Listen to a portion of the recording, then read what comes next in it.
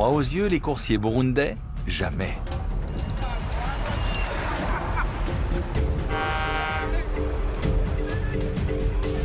Au Burundi, quand on veut transporter des marchandises, c'est à vélo que ça se passe. Les distances ne sont jamais bien longues. Le Burundi est l'un des plus petits pays d'Afrique.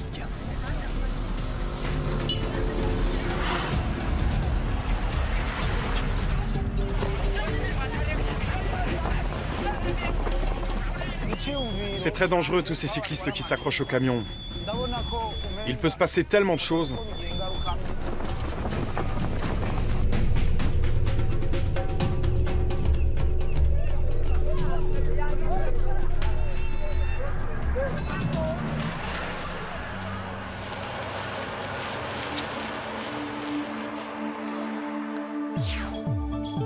Le Burundi se trouve au cœur de l'Afrique. La route principale s'étend de la frontière rwandaise au nord à la Tanzanie au sud. Le premier tronçon relie Kayanza à Bugarama.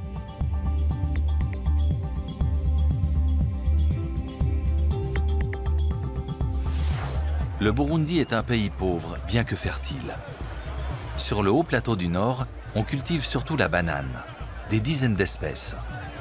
Ces fruits sont le principal aliment des Burundais. À la périphérie de Kayanza, la plus grande ville de la région, les producteurs les vendent en gros à leurs intermédiaires.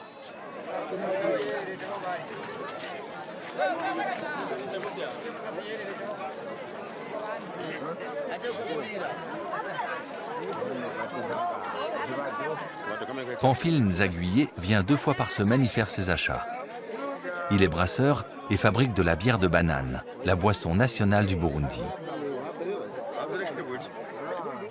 Tarsien Manirakiza est là pour assurer le transport.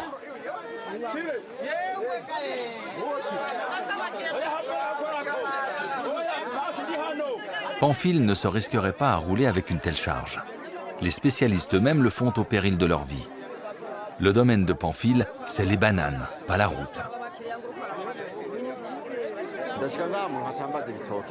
Je commence par demander le prix. Puis j'achète 3 sortes de bananes. Une bien sucrée, une autre plus farineuse et une troisième meilleur marché. Le mélange est important, bien sûr, pour que la bière ait bon goût.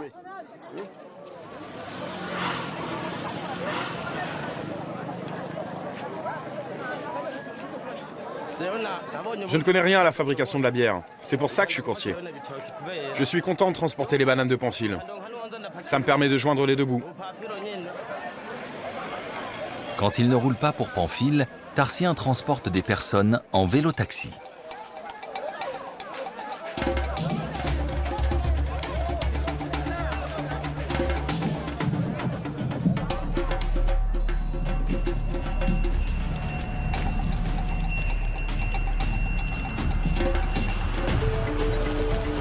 Tarsien charrie 8 régimes de bananes sur son vélo, environ 160 kg.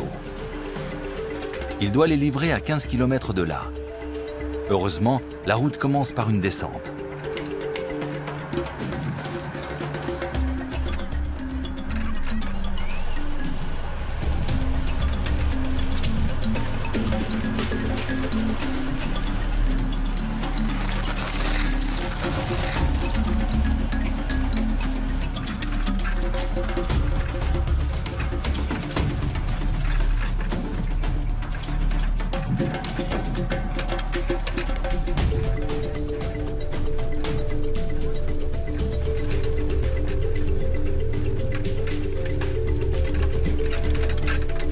Trois kilomètres avant l'arrivée, une longue montée s'amorce. Le jeune homme a intérêt à bien appuyer sur les pédales.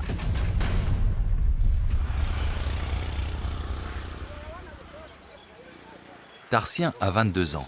Il n'est jamais allé à l'école. Rouler à vélo, c'est tout ce que je sais faire. Je n'ai jamais rien fait d'autre.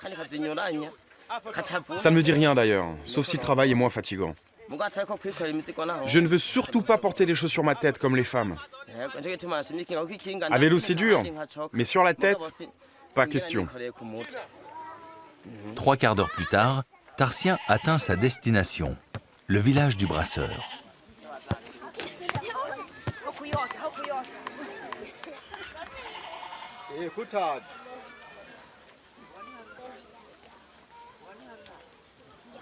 Le Burundi est l'un des pays les plus pauvres d'Afrique. Posséder un vélo, c'est déjà énorme ici. À 22 ans, Tarsien a une femme et 2 enfants à nourrir. Que voulez-vous qu'il me reste avec ce travail? Ça nous permet tout juste de nous en sortir, ma famille et moi. Je n'ai même pas de quoi m'offrir un nouveau pantalon. Ah, je ne me fais pas d'illusions. Je ne peux rien espérer de mieux avec ce boulot.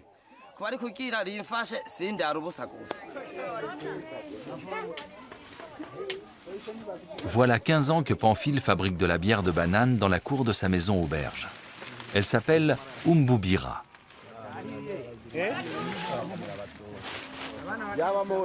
Pour commencer, il place les bananes vertes dans une fosse pendant une semaine, afin qu'elles finissent de mûrir. Il est nécessaire qu'elles soient bien sucrées, sinon le processus de fermentation risque de ne pas démarrer correctement.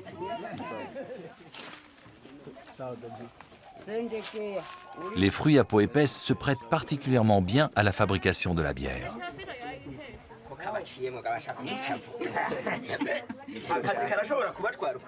Pamphile se fait aider par des membres de sa famille et quelques villageois.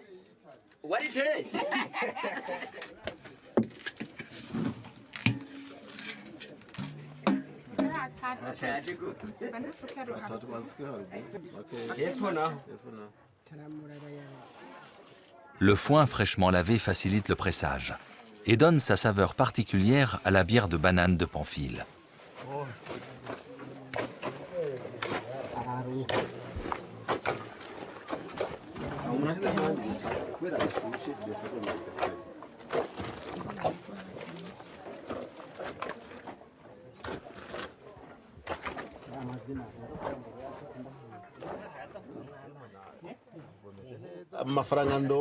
Je vis bien en tant que brasseur, vraiment. Je gagne un peu d'argent et j'ai de quoi payer mes ouvriers. Je ne serai jamais riche et je ne suis pas prêt de me racheter des chaussures. Mais je n'ai pas besoin d'aller voler. Ma famille mange à sa faim et nous pouvons même envoyer les enfants à l'école. Personne ne me commande et je n'ai pas à courir derrière mon argent. Je suis totalement libre.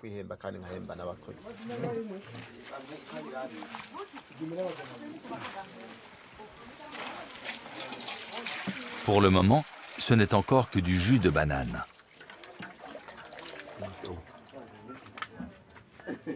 Pour se transformer en bière, le liquide doit reposer quelques jours. La levure de bière provoque la fermentation. Dans 2 jours, la bière sera prête. 2 bouteilles et tout tourne autour de vous. Là, ce n'est pas encore fermenté. Ce n'est pas ça qui va nous rendre pompettes. Contrairement à la bière que Pamphile sert dans son bar. Il ne connaît pas son degré d'alcool. Il ne l'a jamais mesuré.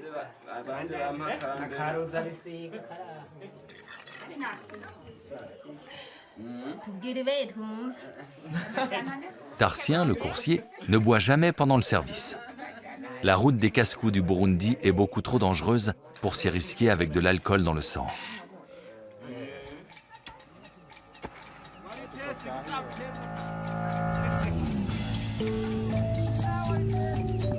Ici, dans le nord du Burundi, on cultive aussi le café, le thé et le riz.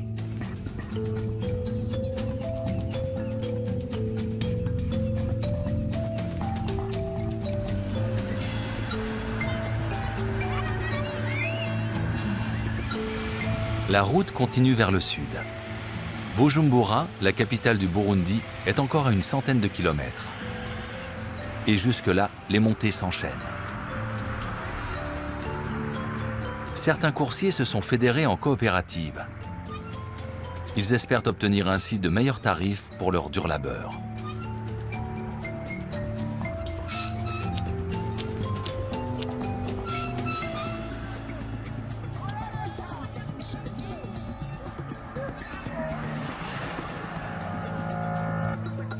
Cette route est l'axe de transit entre le Rwanda et la Tanzanie. Antoine Kabura y circule depuis 10 ans avec son camion. En général, il ne roule que de jour. La nuit, c'est trop risqué.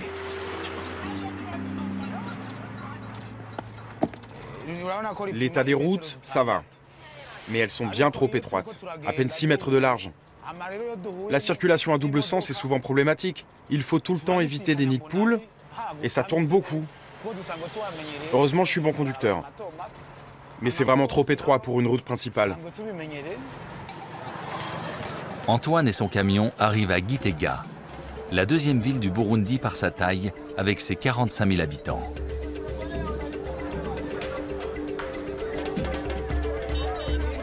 C'est là que travaille la journaliste Alix Iradukunda. À la radio Umuriza FM, elle s'occupe des reportages sur le trafic routier, donc essentiellement de la situation des cyclistes. Quelles sont les difficultés, dites-moi? Le pire pour nous cyclistes, c'est les camions. Ils nous compliquent vraiment la vie. Ils se plaignent toujours des poids lourds. J'entends ça sans arrêt. C'est vrai que c'est un dur métier qui demande beaucoup d'énergie. À cela s'ajoute l'augmentation constante des vols de vélo. C'est terrible quand ça leur arrive. Et je ne parle pas des accidents et des blessures.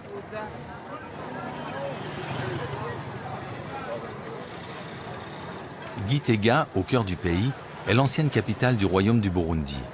Elle était aussi le siège de l'administration coloniale quand le pays était sous domination allemande. C'était à la fin du 19e siècle, comme le rappellent ses constructions en briques. Aujourd'hui, la ville est un important nœud de communication.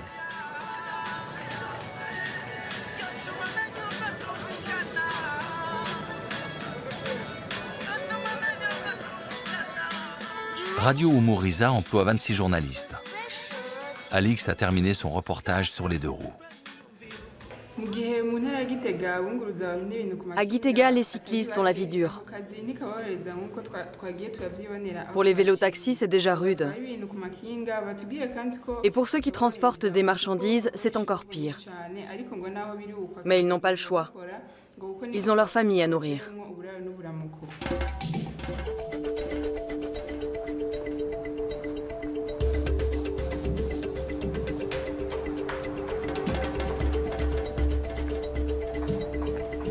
Il reste 60 km jusqu'à Bujumbura, des montées et des descentes. Antoine Kabura pourrait rouler plus vite, mais il ne veut pas risquer un accident.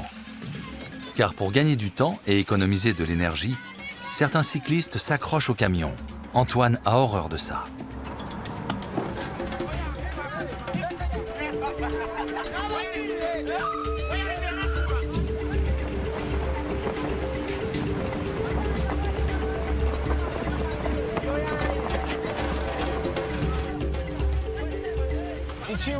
Ils risquent leur vie en faisant ça. Non seulement la leur, mais la nôtre aussi. Souvent, je dois me déporter brusquement quand quelqu'un arrive en sens inverse, ou parce qu'il y a un gros nid de poule sur la route. Et les cyclistes accrochés derrière ne le voient pas. Ils sont surpris par la secousse et tombent. C'est terrible. Je le vois souvent dans mon rétroviseur. Certains en meurent. Ils devraient arrêter de faire ça. La police aussi cherche à les en empêcher.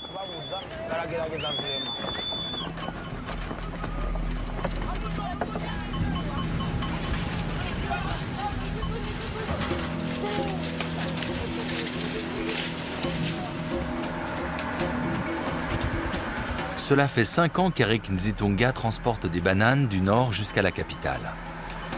Il en a 14 régimes sur son porte-bagages, 250 kilos environ. Une masse colossale, même pour des Burundais.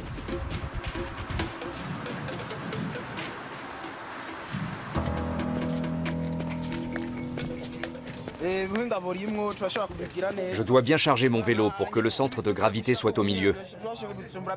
Une erreur, et j'aurais vite fait de perdre l'équilibre et de tomber. En les attachant, je dois aussi veiller à ne pas abîmer les bananes.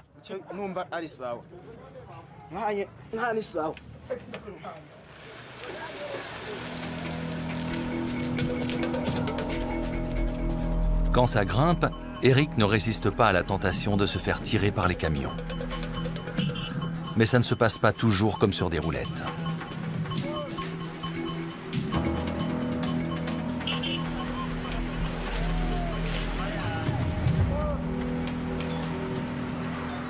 Certains tronçons de route, ni goudronnés ni stabilisés, sont difficilement praticables pour les cyclistes. À Guichora, des joueurs de tambour longent la route chargés de leurs instruments. Ils se dirigent vers une colline voisine, considérée comme le berceau des percussions burundaises.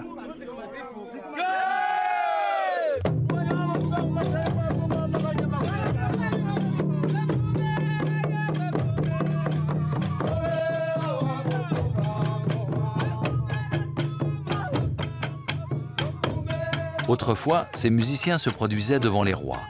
Aujourd'hui, ils jouent pour qui paye et pour préserver la paix. La longue guerre civile qui a ensanglanté le Burundi s'est terminée il y a quelques années seulement.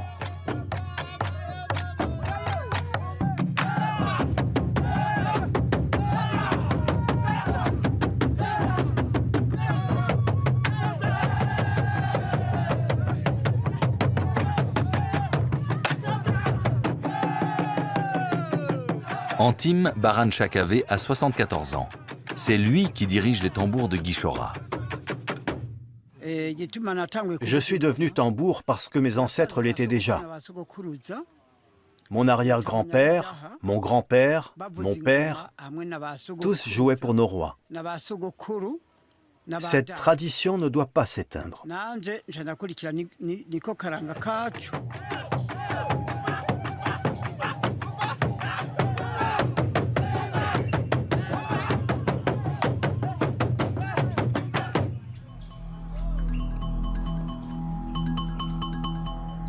Plus loin, sur l'autoroute burundaise. Les contrôles de police sont plus nombreux depuis quelque temps. Une aubaine pour les marchands ambulants qui peuvent ainsi vendre leurs produits aux conducteurs à l'arrêt et aussi un peu agacés par ces contrôles systématiques. Vérification du klaxon, des clignotants, des feux. Je contrôle que leurs papiers sont en règle et que tout fonctionne. Le but est d'améliorer la sécurité sur les routes.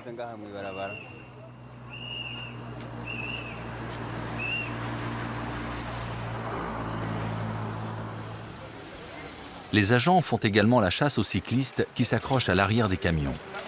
Celui qui se fait prendre écope d'une amende. Eric le coursier est prêt à courir le risque.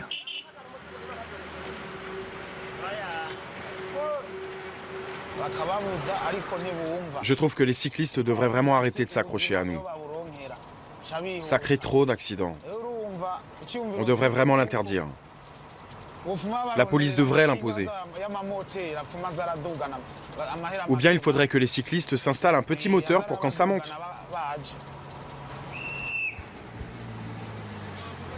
Eric a entendu le coup de sifflet du policier assez tôt pour lâcher le camion à temps.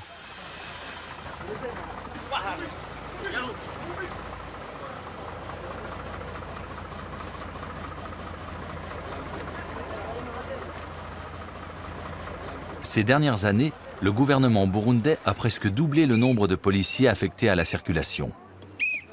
Les accidents proviennent parfois de défaillances techniques. Mais les deux roues restent le gros problème. Il faudrait s'attaquer encore plus fort aux cyclistes qui s'accrochent aux camions. C'est vraiment trop dangereux. C'est interdit, mais ils s'en fichent.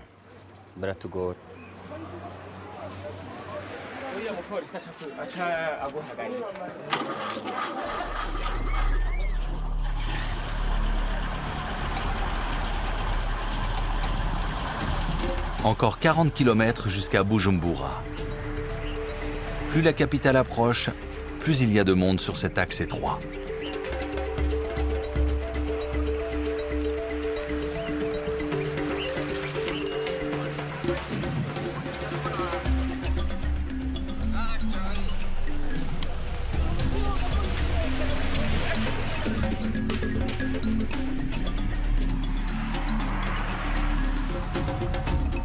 C'est là, le long d'une petite route secondaire, que se trouve le parc national de la Kibira. Il s'étend sur 400 km².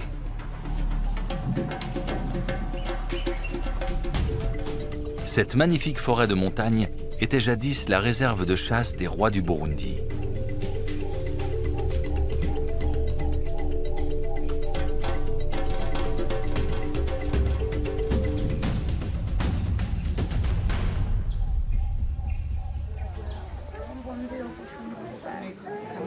Buzekera, situé à la lisière du parc national, est le village des Batois. Il y a quelques années encore, ces chasseurs-cueilleurs vivaient au cœur de la forêt équatoriale. Mais en 2007, le gouvernement a décidé de les déplacer au bord de la route principale. Un défi difficile pour Violane Douimana. Je suis née et j'ai grandi dans la forêt vierge. Cette vie n'est pas facile. Il faut aller très loin pour ramasser du bois et rapporter de l'eau. C'est fatigant. Mais j'aime la poterie. Petite, je regardais ma mère faire. C'est comme ça que j'ai appris. Et maintenant, ça me permet de nourrir ma famille. J'apprends aussi ce savoir-faire à mes enfants. On vit bien comme ça.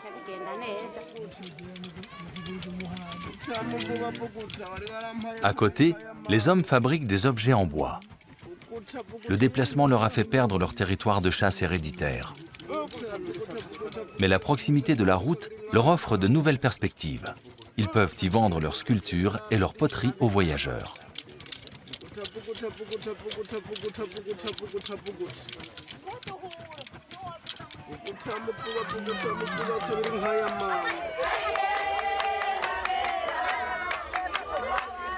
Buzekera compte 500 habitants, dont plus de la moitié d'enfants. Outre l'artisanat d'art, les Batois pratiquent l'agriculture et l'élevage le long de la route attitrée des casse-cou du Burundi.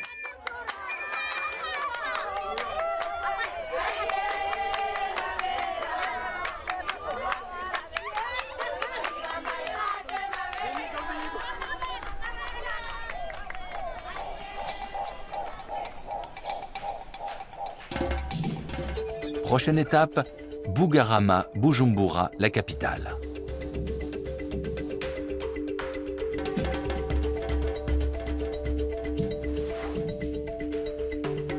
Dès le petit matin, les premiers cyclistes prennent la route pour livrer les marchés. Les coursiers de Bugarama sont célèbres dans tout le pays. Ce sont eux qui transportent les charges les plus lourdes et les plus encombrantes et qui roulent le plus vite. Bugarama, situé à la pointe sud du parc de la Kibira, est un nœud de communication. Deux routes nationales se rencontrent ici et se rejoignent pour rallier la capitale burundaise.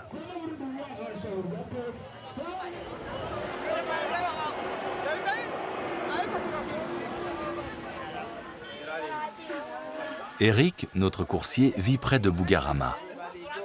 Les bananes sont moins chères ici que dans la capitale. Aujourd'hui, il achète un régime 8000 francs burundais, l'équivalent de 4 €. Eric et sa compagne habitent une petite maison au bord de la route qui mène à Bujumbura. Ils n'ont pas encore d'enfants. Ils attendent qu'Eric ait trouvé un emploi moins dangereux pour fonder une famille.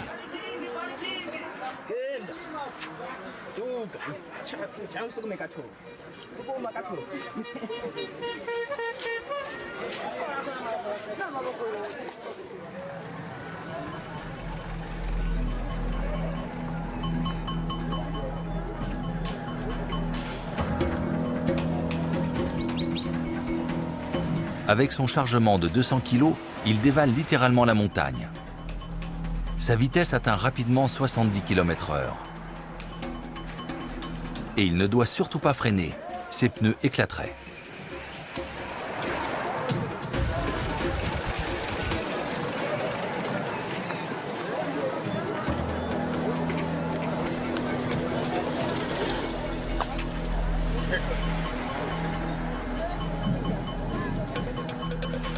Quand la chaussée est humide, le risque de glisser est encore plus grand.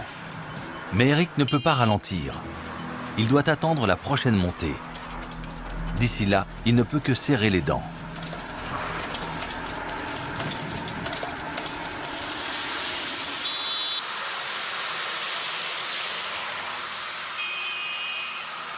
On ignore combien d'accidents se produisent et la part de cyclistes qui y sont impliqués. Il n'existe pas de statistiques de circulation routière au Burundi.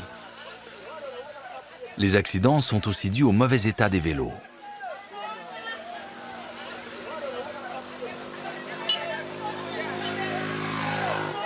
La dernière côte avant Bujumbura est coriace. Impossible d'avancer sans aide. Alors un nouveau métier est né, celui de pousseur. Ces hommes sont payés 10 à 15 centimes pour les 15 minutes de montée.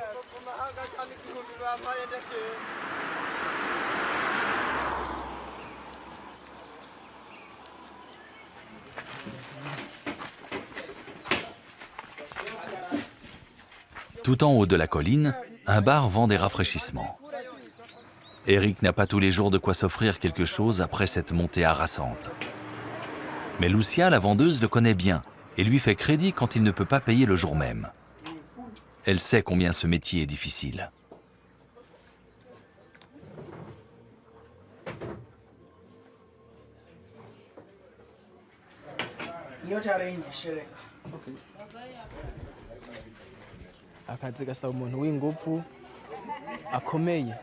Il faut vraiment beaucoup de force pour faire ce travail. C'est très physique. Surtout pour grimper avec un vélo chargé à bloc. J'ai souvent plus de 200 kilos de marchandises. Ça demande énormément d'énergie de transporter ça. Alors je mange surtout des glucides, du maïs par exemple. Et je bois tous les jours du lait chaud.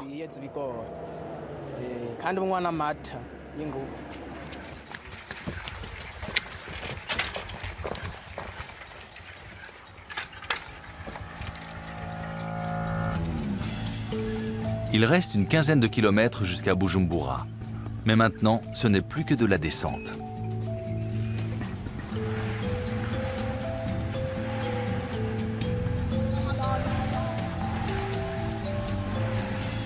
Eric fait confiance à sa mécanique.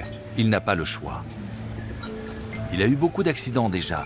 Jusqu'ici, il s'en est sorti avec quelques contusions et des fractures parfois.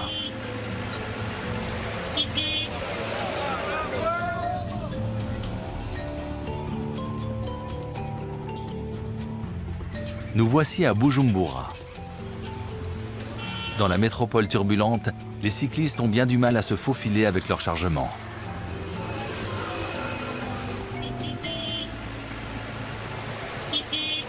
La première boutique que doit livrer Eric se trouve presque à l'autre bout de la ville.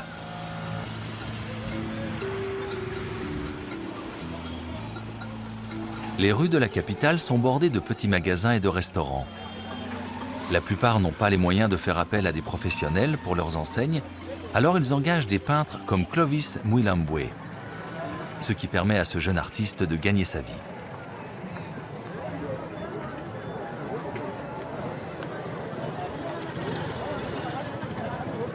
Au fait, normalement, moi, je suis un artiste peintre et je ne fais pas les peintures mirailles, mais si on m'appelle de faire quelque chose sur mur, ça varie entre 100 000 ou 150 000, c'est ce genre de choses. Oui, c'est ça en fait. L'équivalent de 50 à 75 euros.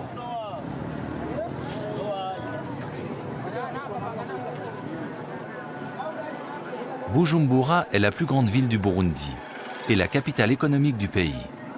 Plus de 600 000 personnes vivent ici.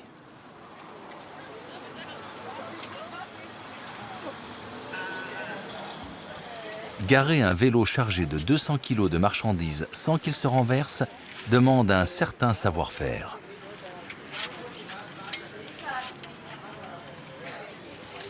Cinq fois par semaine, Eric livre 2 régimes de bananes à cette petite épicerie. Ici, on le paye 12 000 francs burundais le régime, ce qui fait 6 euros, soit 2 euros de bénéfice pour lui.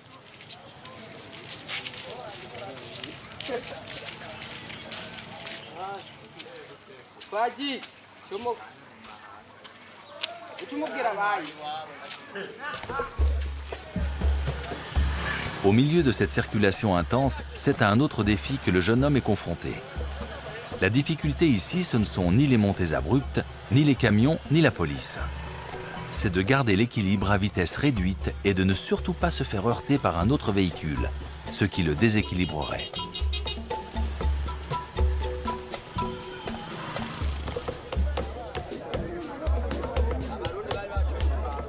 Le marché chez Sioni se trouve dans le nord-ouest de la capitale.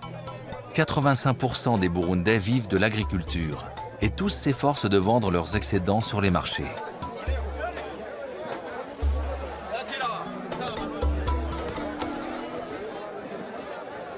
Depuis l'incendie du marché central de Bujumbura en 2013, le nombre de détaillants a doublé ici, au marché chez Sioni. Et comme dans la foulée, le gouvernement a officiellement interdit le commerce ambulant, tous les marchands ont dû se replier sur les lieux existants.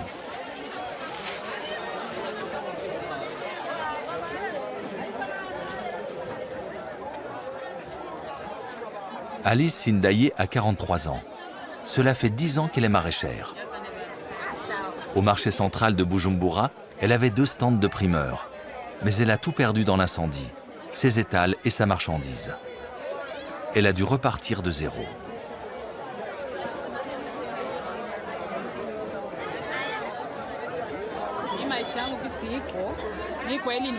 J'ai 4 enfants et plus de mari.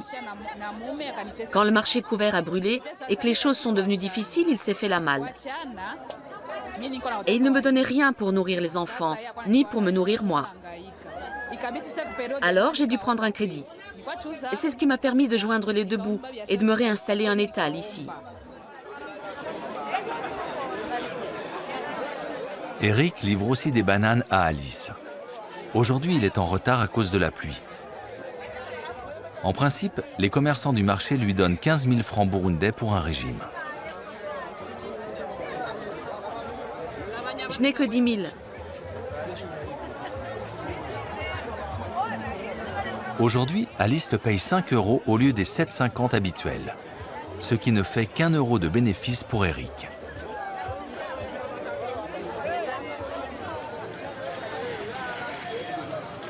Il y a toujours quelque chose à réparer ou à rafistoler sur les milliers de vélos qui roulent au Burundi.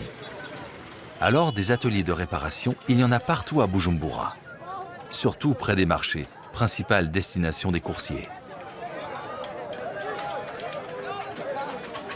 Ici, Alexandre Tarsis est le patron depuis 5 ans. La plupart des vélos qui passent entre ses mains viennent de Chine et s'abîment vite. Ce sont des vélos comme les autres. Il faut juste renforcer le porte-bagages avec des tiges en métal. Mais le plus important, c'est d'avoir de bons pneus.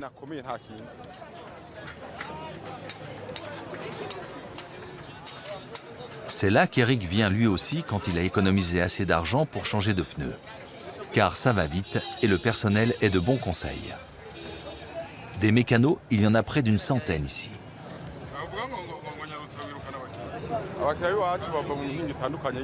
Quelques clients viennent du voisinage, d'autres de plus loin, de Gatumba ou de Bugarama par exemple. Il y en a même qui viennent de l'étranger pour faire réparer leurs pneus chez moi, du Congo notamment. Les gens me font confiance. Notre coursier doit déjà réinvestir une partie de ses gains dans sa monture, mais il le prend bien. C'est très important que je change de pneus. Ils étaient complètement HS. S'il pleut comme aujourd'hui, on a vite fait de glisser et de tomber.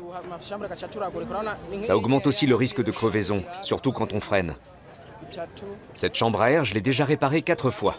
C'est vraiment trop dangereux. Eric repart pour Bugarama avec ses pneus neufs.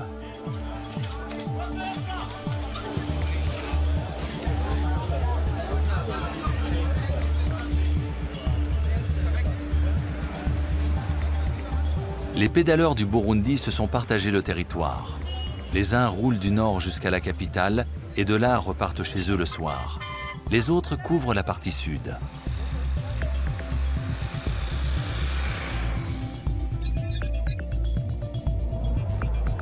L'autoroute burundaise continue en direction du sud.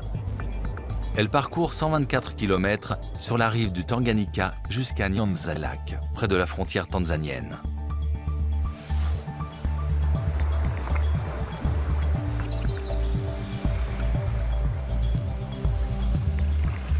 Ce ne sont plus des bananiers qui poussent ici, mais des palmiers, à perte de vue.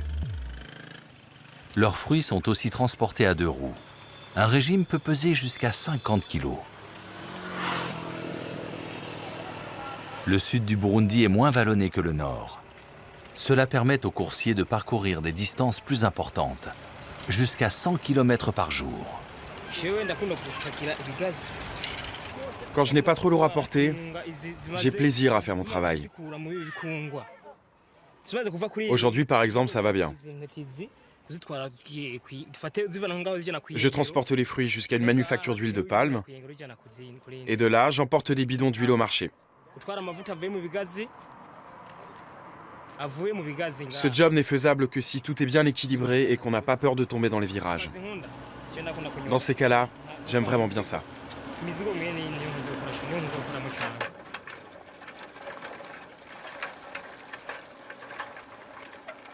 La palmeraie de Faustine Ndabazanie se trouve au bord de la route.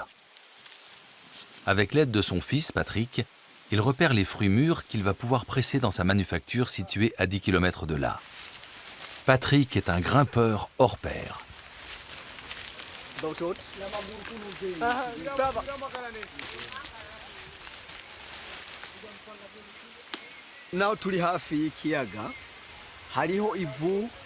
Malgré la proximité du lac, les sols sont très secs et sableux. Ce n'est pas bon pour les palmiers. Ils ne poussent pas bien et donnent peu de fruits. Mais ici, nous avons la chance d'avoir un sol très riche en nutriments. C'est pour ça que nos palmiers sont aussi grands et vigoureux, et que notre huile est aussi bonne.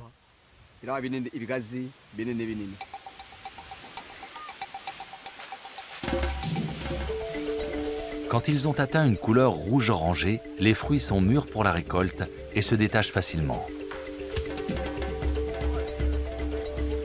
Patrick transporte lui-même les fruits de la palmeraie de son père à la manufacture d'huile. Là-bas, il faut les laisser reposer quelques jours avant de pouvoir en faire de l'huile. Patrick trouve beaucoup plus facile de grimper dans les arbres que de transporter de telles charges sur son vélo.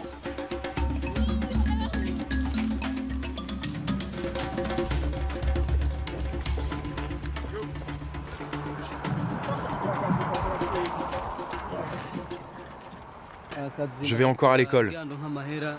Je ne fais ça que pendant mon temps libre. J'aimerais avoir un vrai métier plus tard. Mais ce travail me permet de gagner de l'argent et d'apprendre des choses.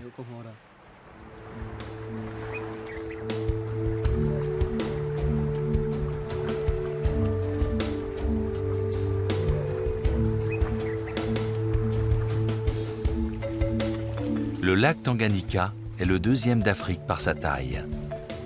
Il occupe une bonne partie du sud du Burundi. De nombreux petits villages de pêcheurs bordent ses rives, le long de la route. Nyongabo se réveille tout doucement.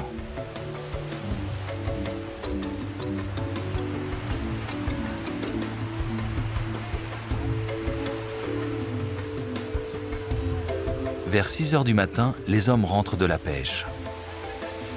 Ils ont passé toute la nuit sur le lac. Le butin est maigre aujourd'hui. Les vagues étaient trop hautes. Depuis quelques années, la pêche n'est autorisée qu'une semaine sur 2 pour protéger les stocks de poissons.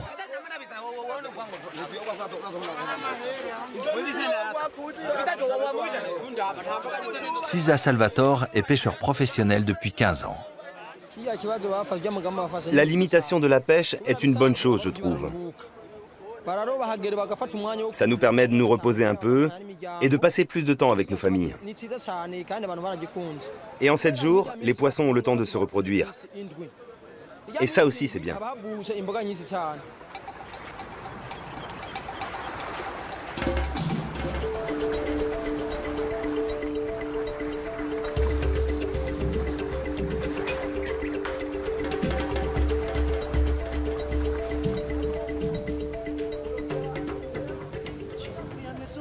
Après l'école, Patrick remet sa casquette de coursier. Mais lui n'est pas sous pression. Il n'a pas de famille à nourrir.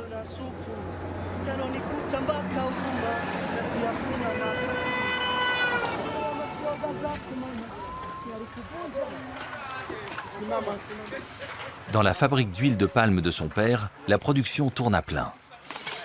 On commence par détacher les fruits mûrs des branches, puis on les nettoie.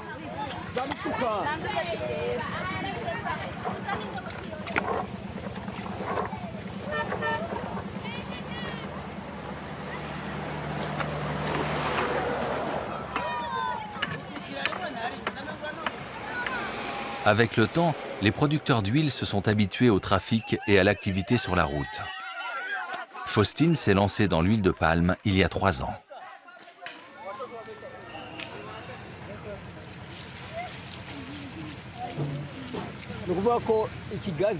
Le palmier à huile est très important pour nous. Il nous fournit la matière grasse avec laquelle nous cuisinons.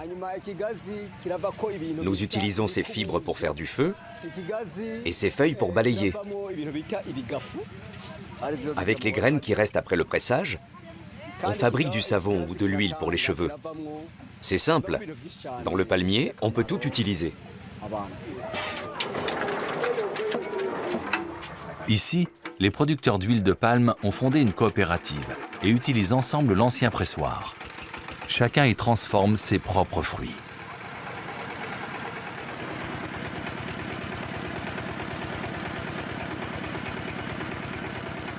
Faustine contrôle le processus de production. L'eau empêche la machine de chauffer et l'huile de se gâter.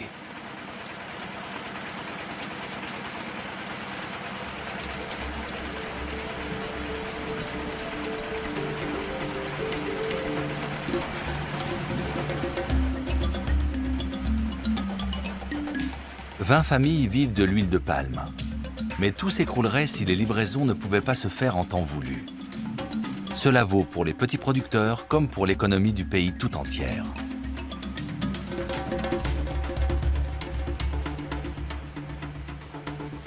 Et ces livraisons, ce sont eux qui les assurent. Les Cascos du Burundi.